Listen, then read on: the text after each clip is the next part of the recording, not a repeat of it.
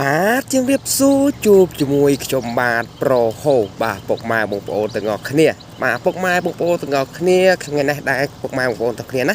បាទខ្ញុំមកចែករំលែកដែលអ្នកទាំងអស់គ្នាបាទធ្វើវីដេអូហើយមិនសូវជាមានអ្នកតាមដានហើយក៏មិនសូវជាមានអ្នកចុច like មិនសូវជាមានអ្នក follow បាទពុកម៉ែបងប្អូនទាំងអស់គ្នាណាបាទខ្ញុំសូមផ្ដាំពុកម៉ែបងប្អូនទាំងអស់គ្នាធ្វើវីដេអូខ្លីវីដេអូរៀល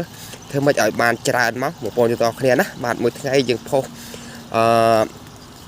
10 20វីដេអូសិនទៅបងប្អូនទាំងអស់គ្នាធ្វើមិនឲ្យបាន follow សិនទៅណាបងប្អូនទាំងអស់គ្នាណាបាទឲ្យបានអ្នកតាមដានយើងឲ្យច្បាស់លាស់សិនបងប្អូនទាំងអស់គ្នាបាទបន្ទាប់មកទៀតសូមអ្នកទាំងអស់គ្នាមុននឹងបង្ហោះវីដេអូបាទអ្នកទាំងអស់គ្នាគ្រាន់តែចូលទៅ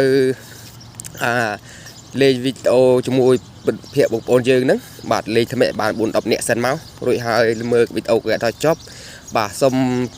អ្នកទាំងអស់គ្នាហ្នឹងចូលទៅ like និង comment គេបងប្អូនទាំងអស់គ្នាធ្វើអញ្ចឹងបានផលមែនពិតបងប្អូនទាំងអស់គ្នាស៊ូអ្នកដៃថ្មីខ្ញុំក៏ដៃថ្មីដែរបងប្អូនទាំងអស់គ្នា